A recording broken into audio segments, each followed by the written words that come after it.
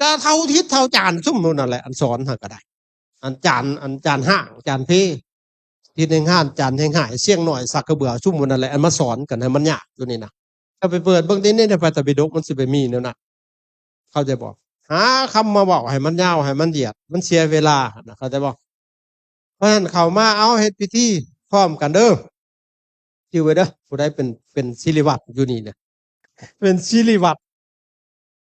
อาตมาตั้งชื่อให้ใหม่เว้ยแถวบ้านอาตมาพุ่นดอกศิริวัตรคือหยังแหละอาตมาว่าสารวัตรคือหยังแหละศิริแปลว่าความงาม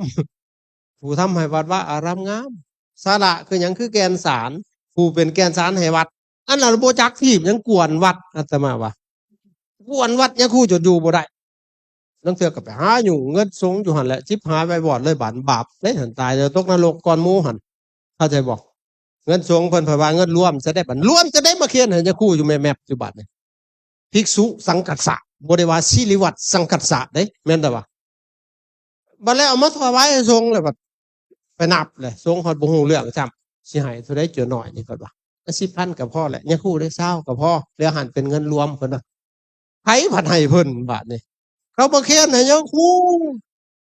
แม่นแต่ว่าเพิ่นว่าเป็นเงินรวมบาดชิบหายแล้วบาดบัดใช้ก็บ่ฮู้นำเด้อันผู้เจ้าของเงินน่ะบ่ฮู้เบิดแล้วก็แล้วไปตายแล้วตกนรกก่อนหมู่พวกหมู่นี้หั่นน่ะเข้าใจบ่นั่นน่ะเฮาบ่เข้าใจจริงๆแล้วถ้าหากว่าเฮาอยากสร้างมันก็บ่ยากเนาะเอามาเขียนให้เพิ่นก็น้อยอย่าปูนี่เงินนี่มัน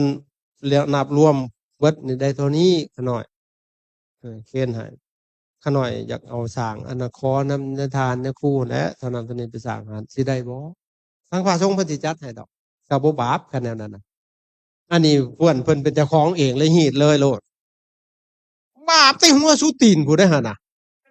อาเจ้ามาบวชเบิ่งแล้วให้เขาเฮ็ดกับเจ้านั่นน่ะเจ้าสิอยู่ได้บ่แม่นแต่ว่าถามเบิ่งถามบางคนนั่นนี่สิให้ผู้ออกหรือสิให้พระให้ผู้ออกบัดยกใส่เขาเท่าสิหัวหั่นน่ะแม่นแต่ว่านั่นแหละพวกเฮามันลูกหลานเบิดจาบจ้วงเบิดเลยหั่นน่ะบาปบ่ได้บ่ใครเจริญดอกพวกอันนั้นน่ะพวกบวชซิกออกไปเฮ็ดแนวนี้น่ะบาปมันใหม่เพิ่นตั้งแต่บวชมันก็ใหม่เพิ่นแล้วเข้าใจบ่บวชเพิ่นก็เฮ็ดผิดศีลผิดธรรมอยู่บัดนี้ซิกออกไปมันก็นำไปใหม่เพิ่นอยู่พุ่นแหล้วสุดท้ายก็ทวนลงนรกพุ่นมีพอออกอันนึงเป็นมหาข้อยบ่เว้าดอกว่าอยู่ไสเราก็อยู่ในวัดและเราซิกออกไปเราก็เฮ็ดอยู่ในวัดนั่นแหละปรากฏว่าเราไปกินของสงฆ์ไปเอาของสงฆ์บาดนี้มีมื้อนึงเราพลาดห้องน้ำเช็ดเลยเลือดแตกปากแตกดักตายแล้วหลานเพิ่นเห็นไฟไหม้ลุกวาบๆอยู่นรกโอ้ยหลานผู้หญิงดอกหลานนั่นก็น้อยใจว่าว่าปู่นี่อยู่วัดมาแต่น้อย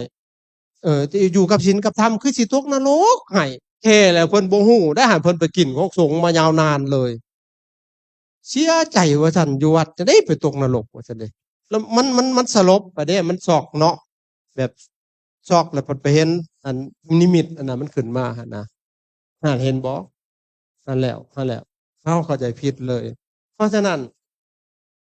บางเทื่อมันก็พระบางเทื่อเนาะพระเพิ่นก็ยังมีกิเลสอยู่เนาะเพิ่นมาอยู่เพิ่นไปเห็นแก่ได้แหน่บางเทื่อเพิ่นก็ก็มันจริงๆแล้วมันก็เรื่องของเพิ่นนะเพิ่นสิไปขึ้นสวรรค์ไปตกนรกได้มันก็เรื่องของเพิ่นเอาเกณฑ์ให้เพิ่นแหละหั่นนะแม่นแต่ว่าไปเห็นพระบ่เฮ็ดบ่สร้างอยากได้แน่บัดโยมเพิ่นจักผัดมีใจดีอยากสร้างหั่นนะเรื่องของเรื่องหั่นน่ะเข้าใจบ่โยมก็เลยเข้ามาควบคุมแล้วอย่าพอแล้วได้แล้วเอาทั้งอย่างเมื่อแต่เฮือนบาดนี่กูก็บ่ได้ยังอิหยังก็เอาเมื่อเบิดเพิ่นว่ากองบุญบ่ทันได้รับสลดแตกๆมาถาเลยก็มีเพิ่นว่าพอออกก็รักษาในเรื่องของมันได้พ่อก็เลยมาควบคุมพอมาควบคุมเลยลูกหลานเขาเลยบาดนี่กิเลสพอออกพันแห้งแก่หลายบาดนี่เอาเลยบาดนี่ในที่สุดก็คัดกันเลยคัดกันอุปสาอยู่บ้านสมภารอยู่วัดผู้ได้บาดนี่เฮ็ดหยังก็จังซี่ได้ยาคูเพิ่นว่ากุญแจยังก็อยู่นำเพิ่นเบิดบักม่วงหมากนึงก็ได้ไปขอนำเพิ่นได้ยาคูบ่มีสิทธิ์ยังบางบ่อนหั่นนะแถวนี้คือสิบ่เป็นที่เนาะเข้าใจบ่มันเป็นจังซี่ในที่สุดก็เลยโอ้ยอุปชาอยู่บ้านสมภารอยู่วัดพิษคัดกันเลยบาดเรื่องตัวนี้ในที่สุดพระก็เลยอยู่บ่ได้เพราะพระเพิ่นก็หนีอยู่บ่ได้เด้ซะพ่อก็เป็นเจ้าวัดอยู่หั่นแหละบาดนี่ในที่สุดมันเลยบ่เจริญวัดว่าอาหารเศร้าหมองเบิดเลยบาดนี่พระ ก็อยู่บ่ได้บาดนี้มันสิอยู่ได้บ่โยมเป็นเจ้าอาวาสบาดนี้ลองเบิ่งลองให้เฮามาบวชเบิ่งแล้วให้โยมมาเป็นเจ้าอาวาสนะเฮาสิอยู่อยู่บ่อยากถามว่าสิอยู่อยู่บ่มาสูตรให้กุศลธรรมมาสักอันนี้จ่าบ่ทันแล้วพัดเอาไปแล้วเจ้าสิอยู่ได้อยู่บ่คันมันเจ้าเป็นแนวนั้นนะอาจารย์เว้าตรงๆโลดได้นี่น่ะแม่นแต่ว่าสมเทียบนะแล้วเฮาสิอยู่ได้อยู่บ่คันเป็นบ่อยู่แล้วบ่มีสิทธิ์อีหยังจักอย่างแม่นแต่ว่าห่านมันเป็นสัตว์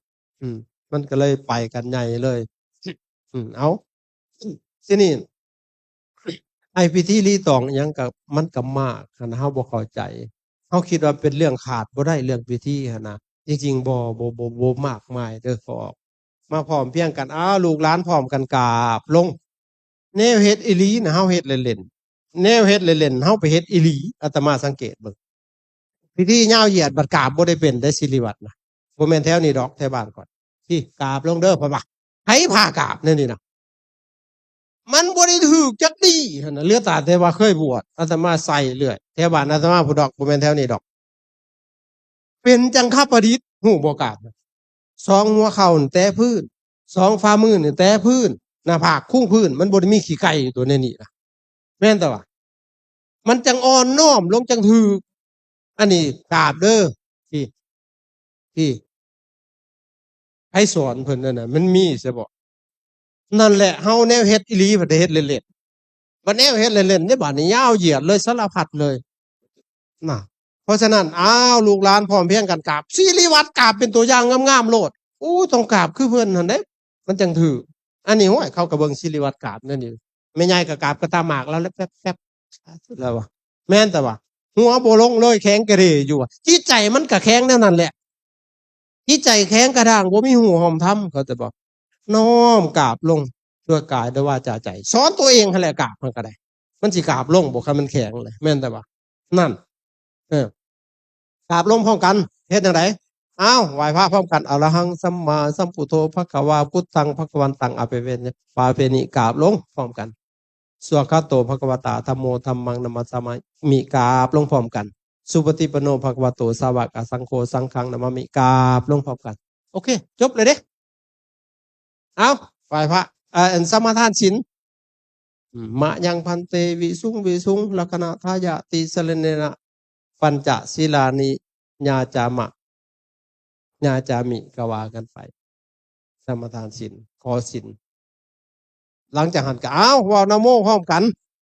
บ่ต้องให้พระเพิ่นพาเว้าดอกคนสิตายแล้วอันเพิ่นพาเว้านะเข้าใจบ่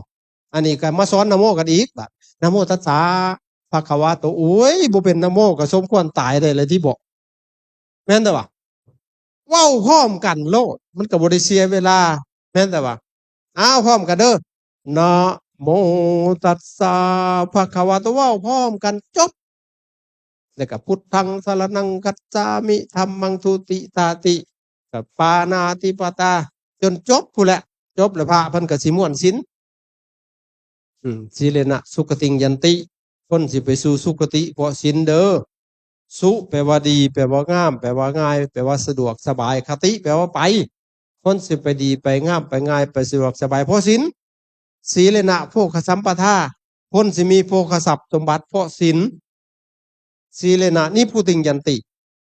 นิพุตานิพุติงแปลว่าเย็นคนสิไปถึงความเย็นนั่นน่ะนิพพานนั่นน่ะนิพุตานิพุติงความดับลงของกิเลสเพราะศีลตัสมาศีลังวิโสทะเยเพราะฉะนั้นพวกเข้าก็มีสติสัมปชัญญะดีอยู่ก็ควรจะรักษาศีลให้ดีเถิดอุกสะอมะพันเตโดยขน้อยจบสิมีหยังบาปคันสิถวายหยังก็เว้าโลดก็นะโมพร้อมกันแล้วก็ว่าสิผ้ากาวก็เอามันก็สิยากหยังอิมานิมายังพันเตบินดาภัตตานิสัพพะละวะลานิหรือว่าสิถวายมัตตกาภัตกับมัตตกาภัตตานิสัพพะเดวะลานิภิกขุสังฆัสสะโอโนสัญญามะสาธุโนพันเตภิกขุสังโฆอิมานิภัตตานิสัพพะเดวะลานิติกันหาตุอัมหากังทีฆาตตังหิตายะสุขายะข้าแต่พระภิกษุสงฆ์ผู้เจริญข้าพระเจ้าทั้งหลายขอน้อมถวายซึ่งภัตตาหาร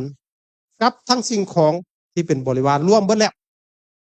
ให้แก่พระสงฆ์ขอพระสงฆ์จงรับเพื่อประโยชน์และความสุขแก่พวกข้าพเจ้าทั้งหลายแก่ญาติของข้าพเจ้าทั้งหลายด้วยตลอดกาลและนานจบมันสิมีอีหยังหลายแท้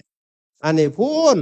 ไล่แต่หลวงพระบางฮอดลีผีบาดเนี่ยจักอิหยังต่ออิหยังบาดเนี่ยจัวน้อยแล้วสิตายเลยนั่งหิวข้าวอยู่บาดเนี่ยต้นอันเดียวนะแพกๆอยู่ก็เว้าแล้วบ่จักจบจักเทื่อบาดเนี่ยอันผู้เว้าหาบ่ได้ให้อิหยังนำหมู่เด้นั่นมันลายมักไหม้ตัวอันนั้นน่ะเข้าใจบ่มันสิมีอิหยังพิธีรีตองก็จบมันง่ายแม่นบ่พอออกไม่ออกเอออันนี้โอ้ยฟังเพิ่นไหว้ครูไหว้ค่ายอยู่หั่นบ่ได้ง่ายแล้วบัดเว้าก็บ่ได้ถูกซ้ำดอกสักเคเทวดาก็จักมีหยังนั่นแหละคือเฮาบ่เข้าใจเอาเวลาน่ะไปทำ